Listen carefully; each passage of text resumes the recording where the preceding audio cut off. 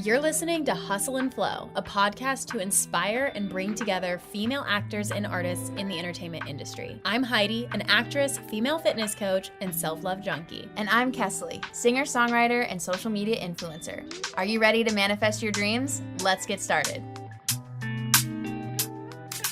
Today's badass guest is Zsané Jhé. She is a purposefully driven actress and a poet based in Atlanta, Georgia. Her television and film performances include her recurring roles as Tiana in Freeform's Good Trouble and Tiffany Williams in CW's Black Lightning. Upcoming, Zsané can be seen in Barry Jenkins' highly anticipated The Underground Railroad and is set as a supporting lead opposite John Boyega in the Netflix feature Rebel Ridge. Let's get into the episode. Hey. Hi. Hi. How are you? Good. How are you? Oh my God. So good. I was literally just telling Kesley, I was like, I am so excited that she's going to be on our podcast. Yes. I'm excited too. How do you two know each other? So, okay. We met, I don't know if you remember, we met at George Pierre's. Yeah, we met at George Pierre's workshop. Yeah. And, you know, I knew you were fucking amazing when we did the same scene. It was a drama. Mhm. And I'm like crying in this scene and she gets up and it's a comedy. Oh, yeah. I remember that. And I laughed so hard. George Pierre, Atlanta casting director, was dying laughing. Yeah. And I was like, that's just so interesting. Like, what made her think to freaking do that? So Wasn't that the one where somebody was getting slapped? I think so. Yes. Yeah. I thought that was hilarious. Thought it was funny. You didn't even think it was a drama? I didn't even think it. So when I saw yours, I think yours came up first. When I saw you did it, I was like, this is a drama? That is so funny. Yeah. Yeah. No, I'll never forget that. And I just, not to be, I don't know, I just felt like it was so cool that like I had that experience with you because I've seen you continue to grow and I think so highly of you and the work that you do. And so I'm like, oh, I know her. We did the same class. We've done the same scene. Yeah. That's yeah. so funny. But this is Kesley. Hi. Hey. Yes. And this is Zsané. Welcome to Hustle and Flow. Yay. I'm Yes. excited, guys. Yes. So we got your bio. I love your Mhm. bio. But a question that came to mind for me immediately off the bat was, what does it mean to be purposefully driven to you? Yeah. It means that everything that I do, it's not because I want to do, it's because I feel called to do. So like every time something happens, whether it's like on set or in any other aspect of my career, I have to remember that like I'm going through this because I was led here. It's not necessarily about me. It could be about me needing to connect with someone else needing my voice, someone else needing, you know, my energy. It has to be outside of me because I feel like if it's me, then I quit. Like I feel like if it's me, then I just can't do this because, you know, it's living is just overwhelming and then add on a career and it's just like, this is out of control. Yeah. Yeah. One of the things that I guess you and Heidi had talked about was like being hard on yourself. And I'm just really curious to know what your experience has been with being hard on yourself, because I think as women, we're all very hard on ourselves and we're always told be this or don't be too much this way, but that way. And then this is this perfection mindset. And as a Black woman, I'm sure it's even more difficult. Would you say? Yeah, definitely. Can you share your experience? I feel like with me personally, I've always just been hypercritical. And a lot of it just stems from I was raised by a single mother who is resilient and she's fearless and she's courageous. And she raised me in a way that was a bit critical. It was a bit critical. It was always I had to meet this high expectation. And a lot of time that expectation was unobtainable. And so because I was cultured in that environment, I've grown up with that mindset where I'm always like, oh, this could have been better. Oh, you can do better. You can do, to the point of like, when people tell me I'm good, and Heidi, you even witnessed this with George in the George Pierre workshop, you can tell me I'm the best. You can tell me I'm the greatest, and I can point out everything that I need to work on. And that's, you know, that's just because of the way that I was raised. And so, but now I'm in this transition of really shifting that narrative, because I realized that it's caused so much anxiety in my life. Like, it's just overwhelming. And I realized that being hard on yourself is an emotional time suck, because you're constantly thinking about what I could have done, and it robs you of the opportunity to be who you are right now in this very moment. It robs you of the opportunity to be present because you're so obsessing about the past or the future and stuff like that. And I was like, I am so sick of sucking the life out of myself. So right now, that's something that I'm working through. Wow. In what ways do you feel like you're able to cope with your anxiety? Well, honestly, anxiety is new for me. Honestly, it didn't really, I mean, I've always been hard on myself, but like the literal weight of anxiety was really new.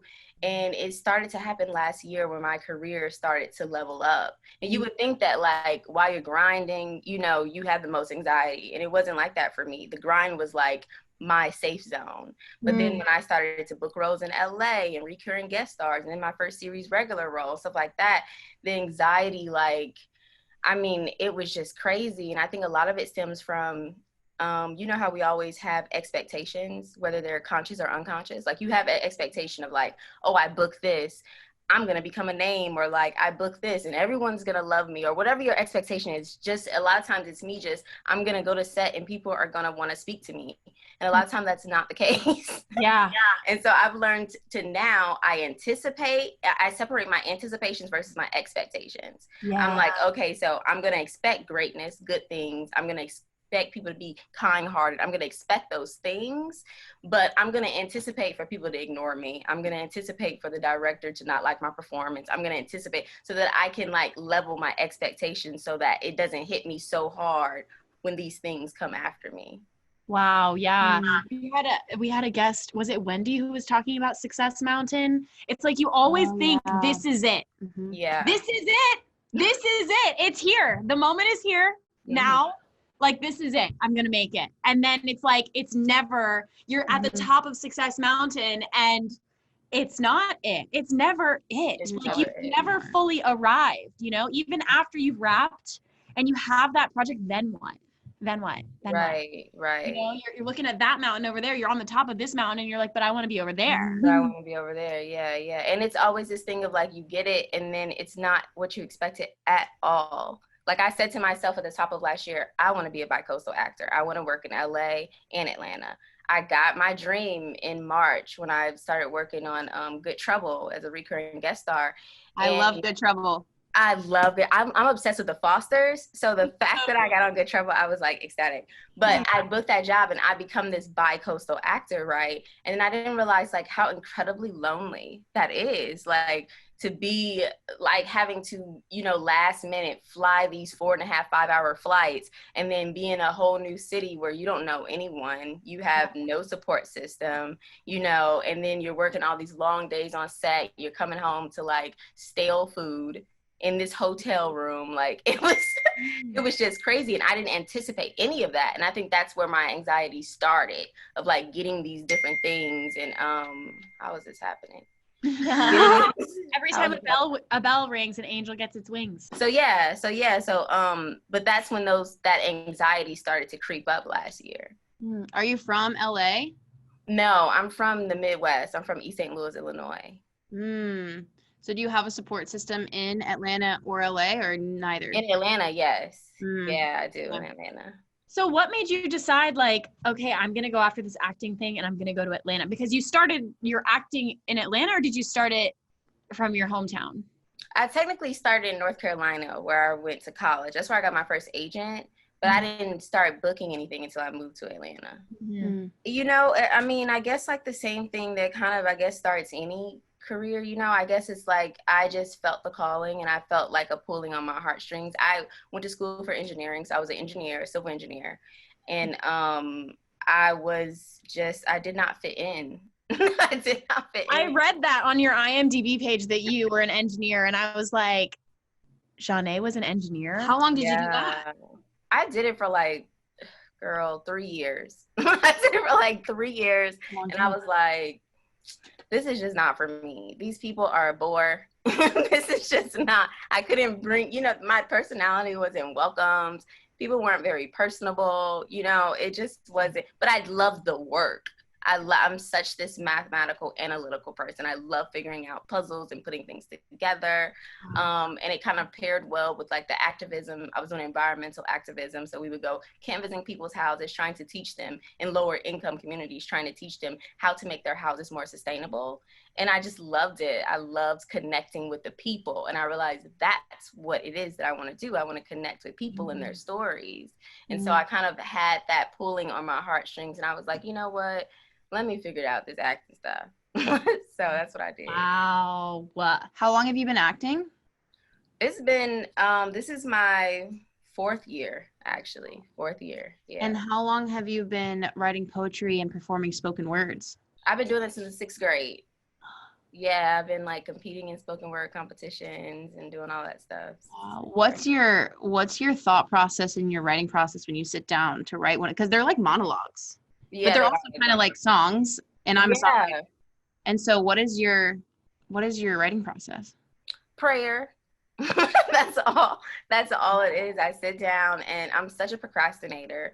So most of the time people would book me as a poet for like their different women empowerment events. I'm such a procrastinator. I'll wait to the last minute. The event's about to happen in like 3 days. and I'll sit down and I'll just pray, and I'll say, just lead me, guide me. I'm a vessel. And then I'll do it. And I know that it's a good poem, like when I'm in shambles by the end of it, like when I'm just like drenched in tears. I'm about to cry. And then you memorize it. Yeah, and then I have to memorize it and then rehearse it. And mine is like narrative driven poetry. So it's like, it's a mix of acting and spoken word. So it's a lot. I don't know why I wait to the last minute. It's a lot. Is that how you found your love for acting? Was you started off with spoken word? Definitely. I started doing spoken word, and then a drama teacher kind of noticed me in middle school. And so then I started acting. Wow. We just watched your code switch that you had posted on your IGTV on Instagram. Oh, wow. Wow, that's good. You were like 2 different characters. I mean, it was really awesome how you were doing that, like code switch, like you would move your head and your hair would fly, and then you would be like the other side of you, and then the others, and it was just that battle of like, it was so good, and it was so thoughtful, and it was like I could see everything that you were talking about. Oh, thank you. It's amazing. Wow. I'm just inspired over here. Yeah. So what's been your personal experience with using art as therapy or as a way for creating to kind of like release, if that makes sense? I think like it's always this unintentional thing. You know what I mean? It's like, whether it's like you're, writing a song or you're getting sides for an audition for a scene, it's like this unintentional thing of like, you just think you're doing your job, and then all of a sudden a line pops out at you and you're like, oh my gosh. And it's like almost guttural, where you can instantly relate to this character or this person. So it's always like this weird kind of thing that I'm never really trying to do, but it's like, I'm just trying to do my job. But then it's just something, it's kismet, Yeah. What is kismet? I know the word, but I don't know what it means.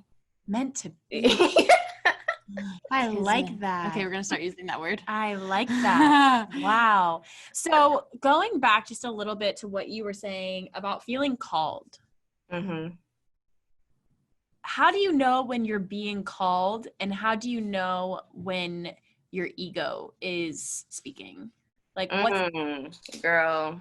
That's a good question, because something I'm working on right now actually this year is especially over quarantine, is dismantling my ego, because I know she can roar. But what I will say is that in my experience of being called, it's never something that I am sure of or something that I feel like I want to do, but my ego is always so sure of herself. Like she's always so like, this is what I'm gonna do, this is who I am, y'all better hire me or I'm out, like that's how my ego is. But the calling is more so like it's a series of events for me that it's like, oh, this happened. Oh, this person reached out. Oh, I'm feeling this pulling on me. Oh, I don't know if I really want to do that. Oh, this fell into place. That's more so like how my calling speaks to me. Wow. So you're someone who uses intuition to navigate Everything. everything. Yeah. Everything. Yeah, I'm a highly intuitive person You as are. well. And you can never go wrong when you just trust your gut. You know, I'm also in the process of up leveling too. And dude, like, it's funny because one of the things that you said you wanted to talk about was navigating anxiety as your career accelerates. And literally, like, I'm so excited. I feel so called to be doing what I'm about to do. Moving to LA, I'm joining the union. I've been acting since I was like 11 years old. So a long time. My first job was SAG, and I didn't join the union because my agents always said, wait until you absolutely have to. And now I'm finally in a place where I absolutely have to. And so I'm doing it, and I'm, you know, and so it's like, I'm excited and it feels good and the doors are opening, but I've been having so much anxiety. And so I'm just curious, like, how does anxiety look for you as your career continues to level up? Because it is, you're on the upward, you're on the up and up. So how does it, like, how do you deal with that? Well, I did start like kind of playing around with like CBD oil. Yeah, I love CBD. Yeah, I started playing around with that. And then sometimes it's like I put practices in place. Like, I'm really big on like processes and practices. I think it's the whole engineer thing.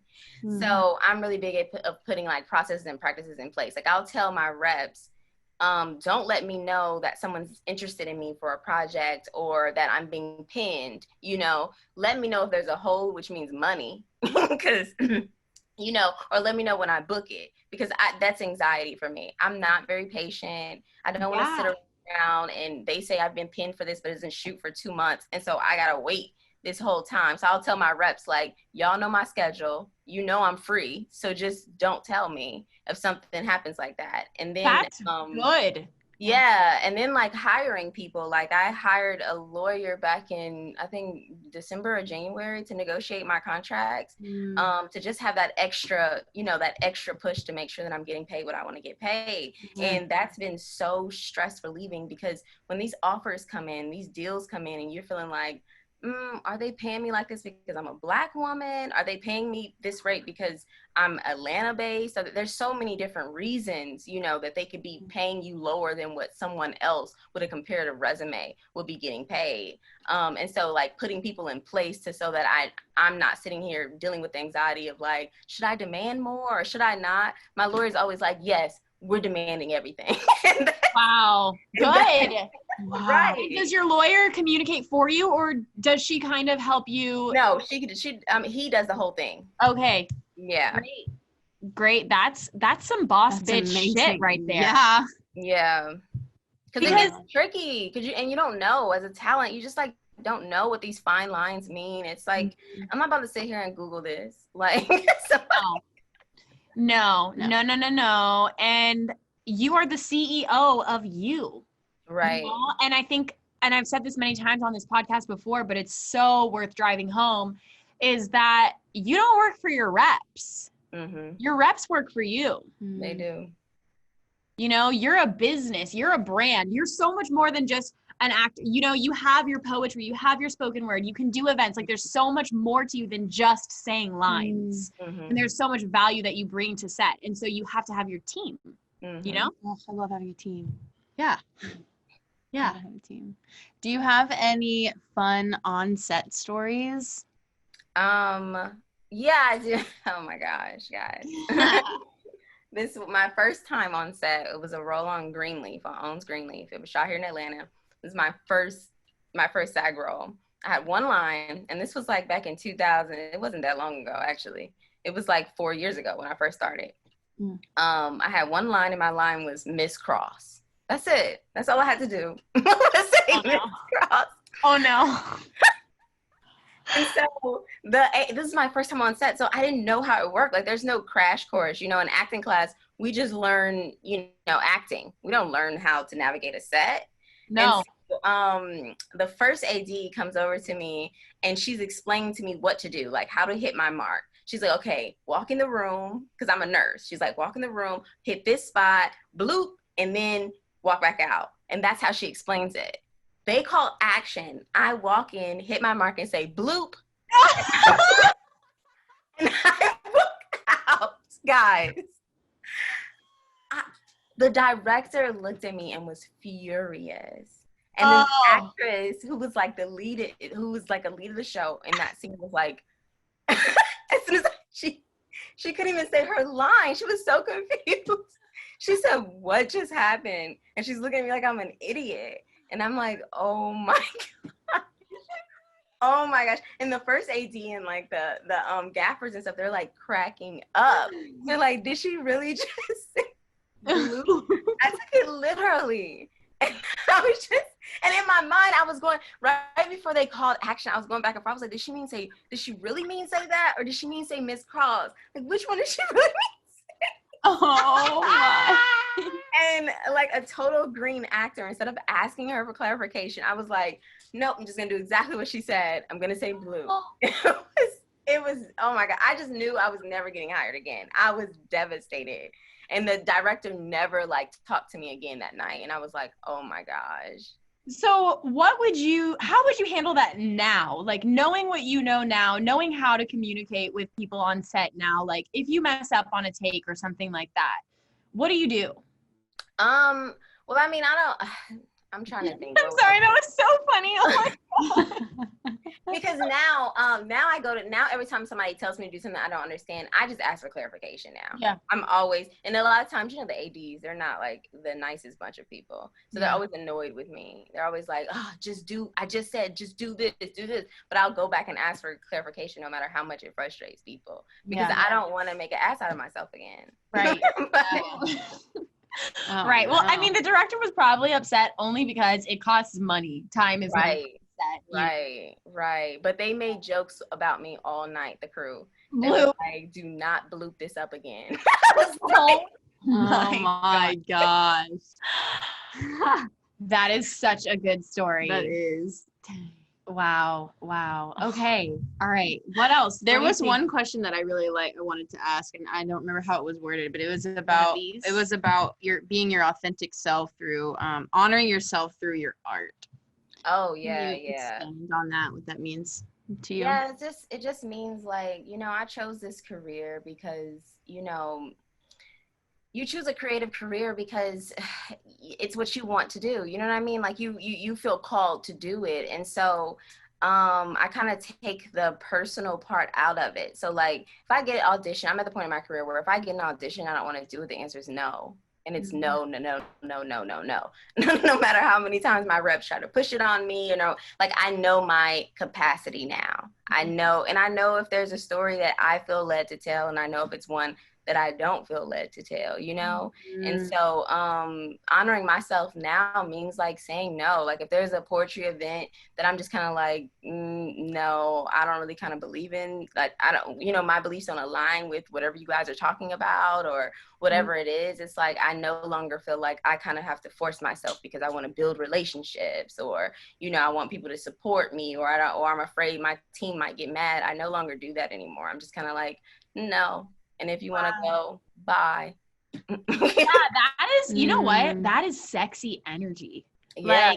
Like, think about dating, right? Like, if you were like, oh, I'm hi, like, yeah, we have things in common and like, I'm just trying to get to know you because, like connections and stuff like that. Like, this is a great opportunity. Thank you so much for being here with this opportunity. Like, I'm so, I have so much to learn or whatever. And like the person on the date would literally be like, what? But then think about those assholes who have stood you up, which fuck them anyway. But like, think about that, okay, can I say this on here? Go ahead. Guys who have big dick energy, all right? Oh yeah. You know what I mean? Like they're like, yeah, what's up? Like, it's you sexy. know what I mean? It's like, it's sexy. Yeah, exactly. So there's something about not people pleasing, not going out of your way to be nice. Like even pleasing your reps, like going back to the your reps work for you type of thing. You know what I mean? Right. So right. it's just, so how, when it comes to acting jobs, I know you said with like spoken word, if you don't agree with their, like, whatever it might be, the beliefs or whatever they're pushing, fine. But like with acting work, when it comes to like co-star or recurring or series regular, like, do you feel like you're at a point where you're like, okay, I don't do co-stars anymore? Oh, or yeah, definitely. okay. Yeah. And there's always going to be special scenarios where it might be, we know, we have some inside info that this co-star is going to, move up to guest star recurring. But those are few far in between, especially in the Atlanta market.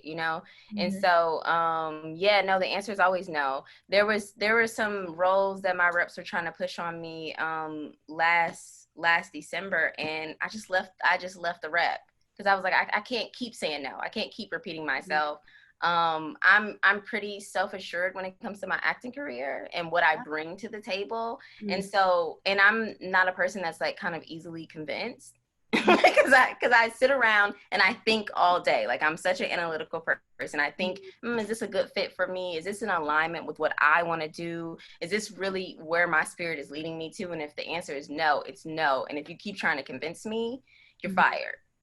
Like, I don't have time for that.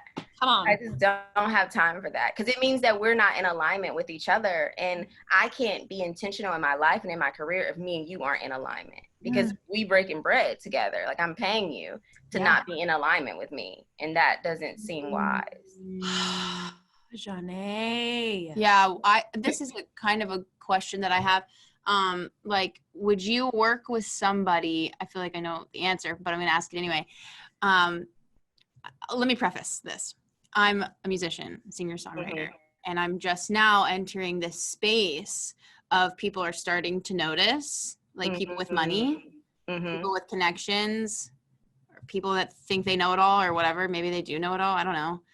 But they act like they know it all, and different things. And it's like, I'm seeing that, like, people will wave money in your face to get you to, like, give over your publishing, like what labels do, all these different things. And then also these big corporations or, whatever, or people with a lot of money, they'll like act like they are right here and they're available all the time. But then as soon as you sign this or do that, whatever, they like, you're so hard to reach or something. So that's just an example.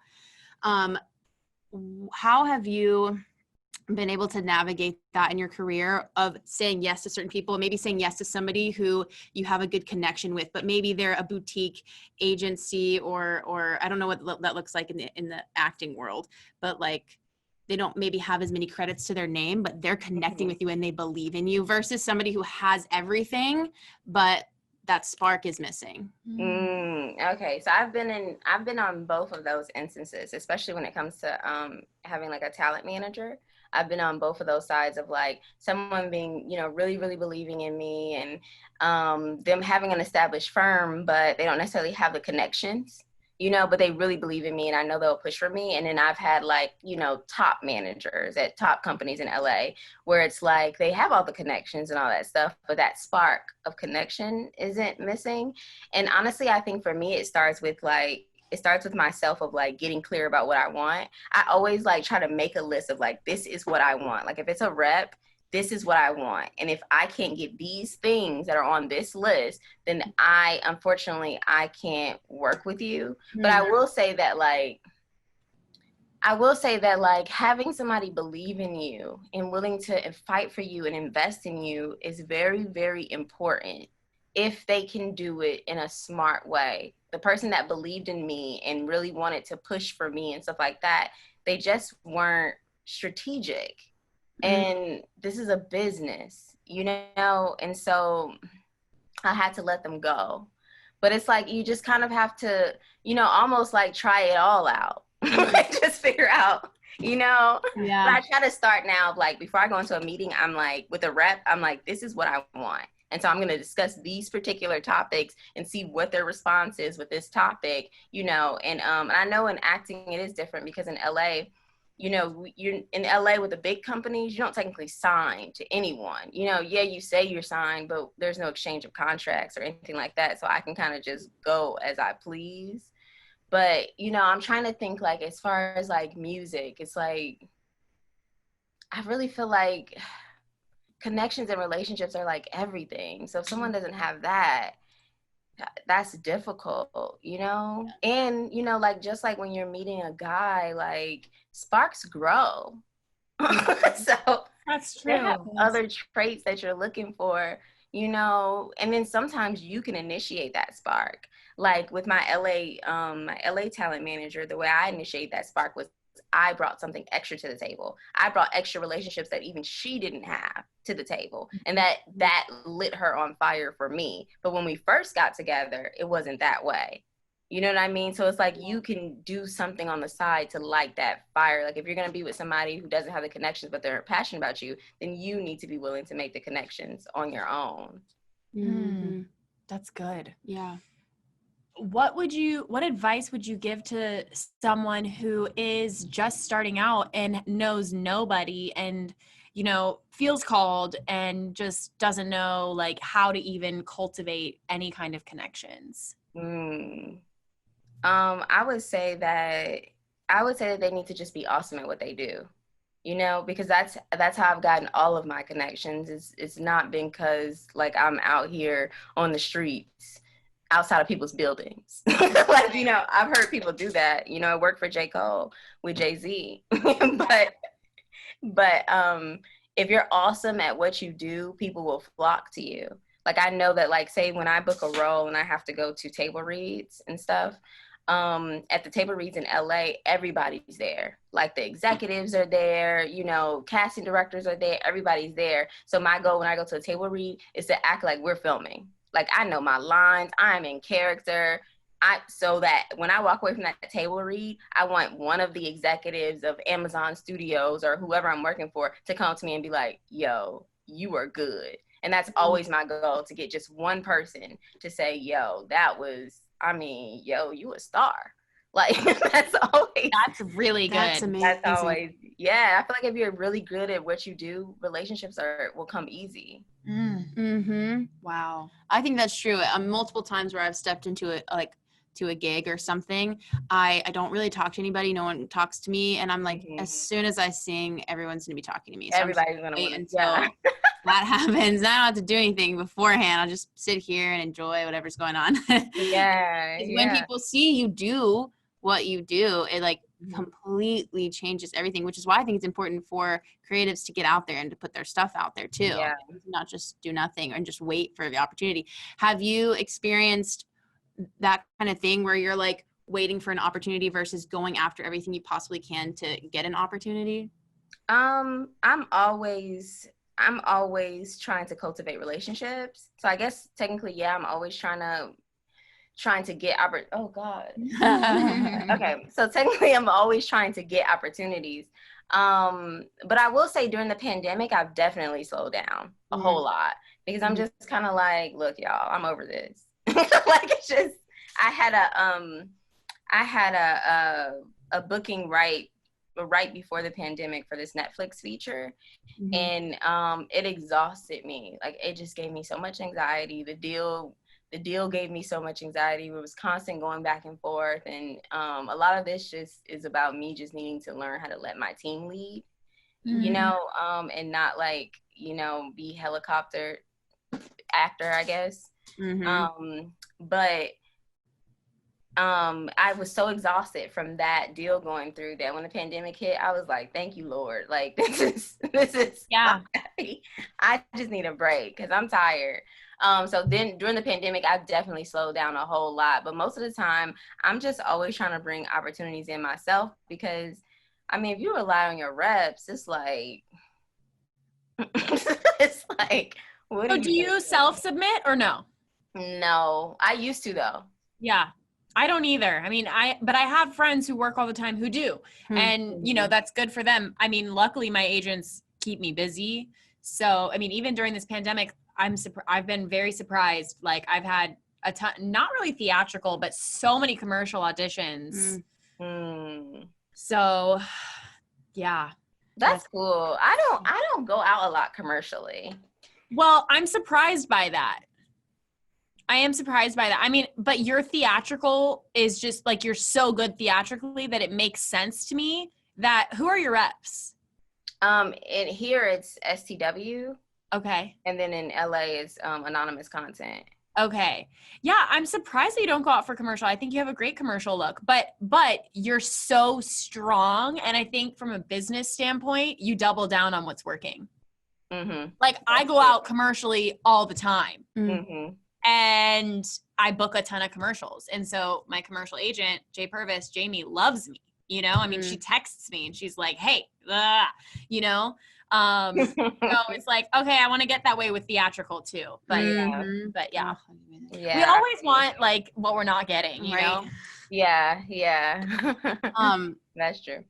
Do you have any easy tips for women to start doing today, or any tips for women to start doing today to be in their creative power? I would say first, practice self-awareness, and then second, apply your self-awareness. You know, like I feel like we all kind of know what we're good at, what we're not good at, how we feel. You know, we all kind of know these things about ourselves. If you want to be a writer and you don't know where to start, say that to your self-awareness. You just know that you don't know where to start. You need to like apply that self-awareness somewhere. Figure out where to start. Get in a class. You know what I mean? Like, figure out how to execute. I feel like a lot of times we will practice self-awareness and we won't do anything about the things we learn about ourselves. You know, so figure out what it is that you need to do, what steps you need to do to execute from the things that you learned from your self-awareness, you know? I would say that's where to start. I've been actually working on my journey into screenwriting over the quarantine. And I started, y'all, I'm so crazy. So I thought, let your flag fly. I thought screenwriters, I thought they just opened up Final Draft, you know, the screenwriting software, and they just started typing stories. That's what I thought. That's all they did.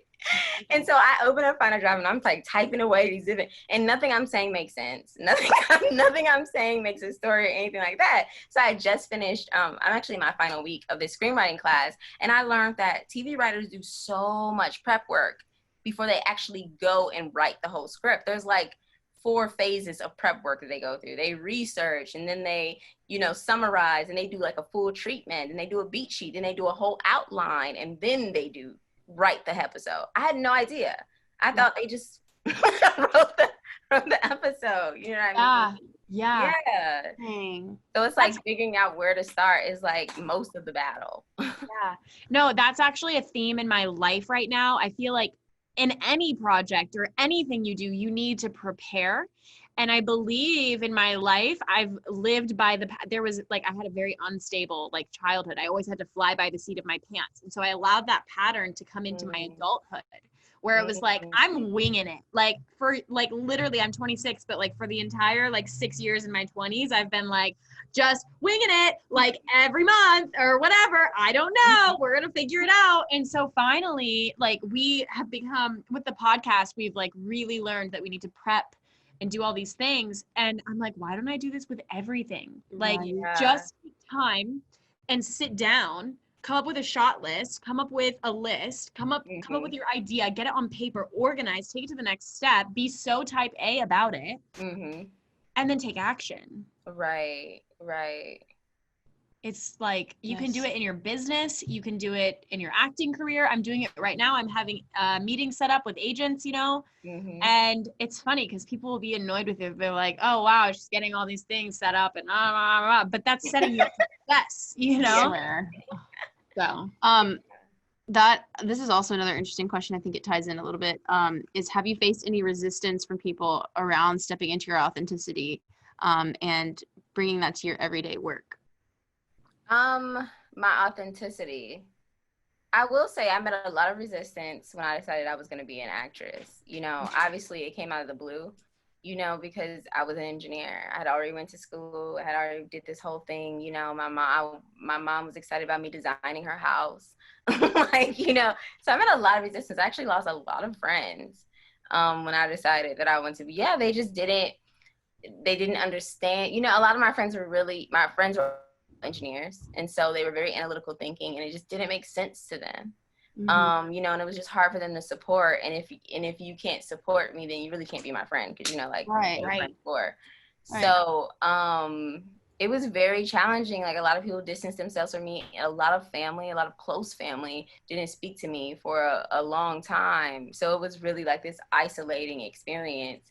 But when it comes to like now, when it comes to authenticity, it's like I've had experience with it, like through reps of me saying, well, this is the type of work I want to do. Like, this is where I feel led. This is where I feel called. And then them still sending me a bunch of stuff that don't got nothing to do with like what I want to do, like sitcoms and stuff like that. And I'm just not like a sitcom-y person. But until I just fire them. I'm on like my 4th reps, guys, and I've only been doing this for 4 years. Yeah. That's incredible. Have you had anybody tell you that that's a good or bad idea to be going for rep? Yeah, I hear people say stuff like that all the time. I hear people say stuff like that. You're just looking for your perfect match, or do people get different ones a lot? I don't know. No, I've been before my agent, just personally, and this isn't the way it should be at all. You know, maybe I need to hustle more. But my first agent I was with for 10 years. And then second agent is Jay Purvis. I've been with them for going on 4 now. So, and then I was with some in between when I lived in LA, but like you said, like there's no contract really or anything. So it was like I was with them, but like, you know. So do you feel like where you are right now, like you found a good match, or are you still searching for like a good? I feel like I don't know, like I feel like I would love to be at this place where I felt like I wouldn't be with my reps for the rest of my life. But no, I'm not there. but also too, it's like as a person, it's like you're constantly evolving. You know what I mean? Like I'm constantly evolving. I'm constantly discovering different things and what I like and what I dislike. It's like really as an actor, you don't really come into your own until you really get substantial roles. You know, like who I was as a co-star, you know, on the co-star level is completely different than who I am now. Now that I'm getting more leads and more supporting roles, it's just kind of like, oh, okay, so I think I know what I want to do, or I think I know where I am. And then sometimes that changes. Like in 5 years from now, I might be a sitcom girl. Who knows? But I need reps that are fluid and they go with the ebbs and flows of the evolution of being a human being. You know what I mean? So, and it's weird because, I don't know, maybe because there's an exchange of money. It's weird because it's like, because there's an exchange of money, if I don't like something you're doing, I'm out, because I can't keep paying you. I mean, like, isn't that what employers do to their employees? Like, it's like, you don't produce the right results, eventually your employer is gonna fire you. So you just have to, you know, and I'm just learning to have, you know, those difficult conversations. I'm always having to have difficult conversations. I'm just very, you know, I want to be very communicative with my reps. Like I don't want to give them the opportunity to not, like, you know how, like, say with your boyfriend, you want him to read your thoughts. Yeah, like I'm just now getting to the point where like I'm realizing that that's not a real thing. People can't read. That's not a real thing. Yeah, it's not a real thing. People can't read your thoughts, and so now I'm like finding myself having to over communicate like what I think and how I feel, and you know, and stuff like that. And it's always business related. But people don't operate at the same level of excellence that you do. And that's just the thing, you know, that's just the thing. And it's hard because I really pride myself on operating in excellence in my business. And if you don't, it's just like, what are we doing here? Yeah. What does excellence look like to you? It really means to me like communicating. It means doing your job. And it really means like having accountability. And I'm finding in business that that's really tough. People make mistakes. And the unfortunate part is that people are making mistakes with your career. You know, when you're an actor, your reps are making mistakes, and they do, it impacts the actor. And a lot of them are not accountable. And it's a pet peeve of mine, not being accountable. Like, not just saying, I'm sorry, I dropped the ball. You know, I didn't reach out back to the casting director. Now the role has been passed on. I'm sorry. Like, I just want you to be accountable instead of just like kind of acting like it never happened. Yeah. Or that's just so annoying. Or like, I mean, I've had some reps do some crazy things. Like, I'll get a casting director will reach out to me personally because they know me. And they'll reach out to me personally and be like, hey, I've reached out to your rep and they haven't said anything back and we really need you to do this audition or something like that. And then I'll reach out to my agent and then they'll send me the exact message that the casting director sent and then they'll change words to make it seem like they never missed the email. Like, integrity. It's just like, that's an issue. And then it makes me wonder, how many times have you done this? How many times have you gotten me auditioned super late and now I've had to rush? Or like, how many times has someone requested my availability because I'm pinned and they need to know if they can book me or not? How many times has this happened and then you don't let me know until a day or two later? And I found that happened multiple times, so I had to let the rep go. But if he had just been accountable and said, hey, I dropped the ball, like, that would have been it. But when I addressed it to him, he had all these thousands of excuses that he's on vacation and he never takes vacation, and I don't have time for that. Right. Right. Exactly. Yeah. Well, Badass. you're such a badass, Zsané, and I'm excited to see. I've DM'd you over the years, literally responding to your story like, you're going up. Like, I have been watching you and I know you are. And so I'm just so freaking excited. And is there anything that we can expect to see you in coming up? I know you have a big project coming out. Can you share a little bit about that? Yeah, so I'm in I'll be in Barry Jenkins' Underground Railroad. I think it comes out in November. I'm not sure if they finished shooting because they were still, I had already wrapped, but they still needed to shoot like a couple of days before the pandemic hit. But it's supposed to come out in November. And then I'm set as a supporting lead opposite John Boyega, and I'm super excited about that. And that's a Netflix feature. It is a action suspense kind of thing, and I'm playing a cop.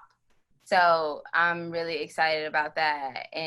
But we haven't, I think we're not going to shoot it until early next year. We were supposed to shoot it in March, but I think we're going to shoot it early next year. So I'm really excited about that. I've been trying to, get in shape so that I can chase down the bad guys. Yes. So, yeah. Girl, Zsané, hello. I know, Heidi. I know. Heidi, I have to just get mentally prepared for you, okay? I just have to get mentally prepared. Yes. Have you guys seen Hamilton? Yes. I have not. Have I? I watched it recently. Current obsession. So obsessed. It's so good. It's so good. I know. Okay. You do. Because I typically don't, even as a musician, and I've done theater, but usually like the shows are really long and I just can't, usually I'm just like, I need a longer break. Like, let's get back to this tomorrow. Yeah. And oh my God, I was like on the edge of my seat watching it. I had chills on my legs and I was just like, why is this so good? So Hamilton is a Broadway show that has also been filmed and it's on Disney Plus. And wait a minute, Heidi, you didn't know about Hamilton? No, I knew it was a play. I knew it was a play, but I didn't know it was a show. Yeah, it's a musical. Yeah. And so, but it's on Disney Plus in movie form pretty much. Okay. But it's the Broadway show that they filmed, and it's like super high quality. Everything sounds great. I don't know how they sing like that, and it's a lot of oh my God, and spoken word type music as well, and the music is just so good. Wow. It's the most like phenomenal piece of art I've seen in a very, very long time. I watched it for the third time straight through yesterday. I was like, I can't. Who are these people? Like, you sing? Do you like? Are you into plays? And I'm not a play person, so that's. I like plays, but no, I don't sing. I'm surprised by that. I feel too. like you really could. Everybody's surprised by that, and I keep getting singing auditions. I keep getting them, but I have confirmed that I'm not a singer because I got this last singing audition, and it was for the series regular role that I booked late last year, and I got an audition for the first role first that I really wanted, and then they wanted to see me back like 3 weeks later for another role where I had to sing, and so I get a fake singing coach, which is just my friend, and we go over, like, I think I'm singing like Jill Scott's "Let's Take a Long Walk." You know that song where it's not really singing, it's like singing, talking. You're like trying to get through this. Yeah. I'm singing it, and I put it on tape, and then the producers were like, "No, she can't sing." At least you tried. Yeah, good for you. I did try. That reminds me very quickly. One time I got an audition. This was when I lived in LA for it was for a feature film, and I had to be this like gothic ballerina, like amazing dancer. Oh, wow. And I had that on my resume that I was a dancer. I was a cheerleader for 10 years, but that's different. Like 1, 2, 3, is way different than like ballet. Okay. Yeah. I had a friend who, oh my God. I had a friend who was in dance company. She was a phenomenal dancer, Michelle Laxman.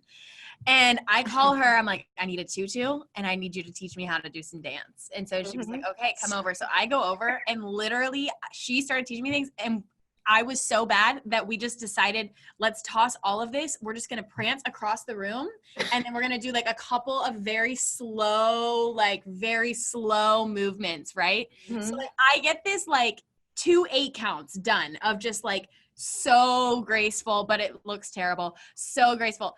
I go into the audition and literally I leaped across the room and then just went down, like slowly went down and just laid down, like crouched down and pointed my arms and like stood up and I just walked out because it was so bad. What? So when you're not really something, like it shows. It really does. It really does. But go us for trying. Yeah. We gotta get this money, honey. Yeah. Oh my. That's so funny. That is so funny. Speaking of getting this money, guys, really quick. Okay, so you know Leslie Odom Jr. from Hamilton, who plays the guy who kills him?